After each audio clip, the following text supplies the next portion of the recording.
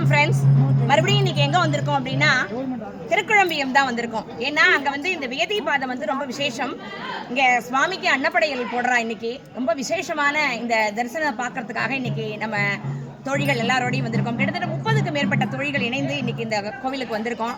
இவங்க வந்து கும்பகோணத்தில் உள்ள வெட்னரி டாக்டர் ஏஓவா இருக்காங்க வெட்னரி ஹாஸ்பிட்டல்ல. இங்க வந்து பசு மடம் அமைச்சிருக்காங்க பாருங்க. வெரைட்டி பசுக்கள்லாம் இங்க இருக்கு. இங்க இருக்கிற மாதிரியான பசுக்களை நீங்க பார்க்கறது ரொம்ப ரேர்னு நினைக்கிறேன் நான். ஏன்னா இங்க வந்து நாட்டு மாடுகளே அவ்வளோ அழகா இருக்கு. இந்த வெரைட்டி பார்த்தீங்கன்னா இது குட்டையாக தான் இருக்கும். லாஸ்ட் இயர் நான் ஒரு வீடியோவில் இந்த பதிவு போட்டிருந்தேன். என்ன மேடம்? புங்கனூர் வெரைட்டி இது. இதோட ஹைட் இது என்ன? நம்மளுடைய நாட்டினம். அதான் இது வந்து திருப்பதியில உள்ள வெங்கட்ரமண சுவாமிக்கு இந்த மாதிரி ஆந்திராலேருந்து வருது அப்படின்றாங்க.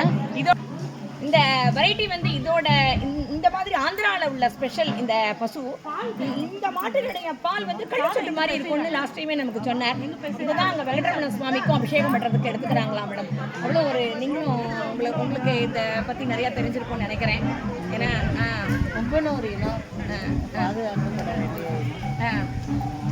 நிறைய ஆராய்ச்சிலாம் பண்ணிட்டு இருக்கிறாங்க. அப்படியா? ரொம்ப அரிதான வெரைட்டி. அதே மாதிரி இங்கே இருக்கிற ஒவ்வொரு பசுமே அங்கே பார்த்தீங்கன்னா அங்கே இருக்கா பாருங்க, சாதுவாக உட்காந்துருக்கான்னு நினைக்காதீங்க. கிட்டக்கு போனீங்கன்னா தூக்கிடுவான். கண்ணு பூரா கருவளையம் இருக்கும். அது வந்து ராஜபாளையம். அது கிட்டக்க நீங்கள் போனீங்கன்னாலே போகிறோம், ஒரே சீர் தான் அந்த மாதிரி இருக்கு. அவ்வளோ நாட்டு மாடு வந்து இன்னைக்கு பார்க்கறது ரொம்ப அரிது. இது பார்த்தீங்கன்னா காராம் பசுன்னு சொல்லுவாங்க. இந்த மடி பாருங்க, மடி கீழே பாருங்க கருப்பாக இருக்கும் அதனுடைய காம்பெல்லாம். கிட்டக்க போய் க்ளோஸ் பண்ணு, அது ஒன்றும் பண்ணாது. கிட்டக்க போய் க்ளோஸ் பண்ணு. அவ்வளோ ஒரு இந்த மாதிரி காராம்பசுவோட பால் வந்து சுவாமி அபிஷேகத்துக்கு தான் எடுத்துப்பா. மனுஷா சாப்பிட மாட்டா. சுவாமியினுடைய அபிஷேகம் உயர்வா சொல்லப்பட்டிருக்கு. அப்பேற்பட்ட இந்த பசுமாட்டினுடைய பால் தான் இங்க இருக்கிற சுவாமிக்கு இவ வந்து அபிஷேகம் பண்ணிட்டு இருக்கா. இந்த ஒரு நல்ல ஸ்தலம். எதுக்கு திருப்பி திருப்பி இதை பத்தி நான் பதிவு போடுறோம், வீடியோ போடுறோம் அப்படின்னா, இந்த ஸ்தலத்துக்கு எல்லாரும் வாங்க, இந்த சுவாமியை தரிசனம் பண்ணுங்க.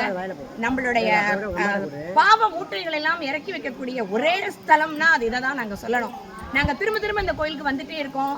சுவாமியை தரிசனம் பண்றோம். இங்க இருக்கிற பசுக்கள் எல்லாம் பார்க்குறோம். எங்களால முடிஞ்சதையும் நாங்க இங்க கைங்கரியம் பண்ணணும்னு நினைச்சுட்டு இருக்கோம். ரொம்ப சிறப்பான இந்த கோவிலை எங்களுக்கு இன்னைக்கு தரிசனம் பண்றதுக்கு பாக்கியம் கிடைச்சது. இன்னைக்கு இங்க வந்து வேதிபாத சேவை ரொம்ப சிறப்பா இருந்தது. ரொம்ப சந்தோஷம்.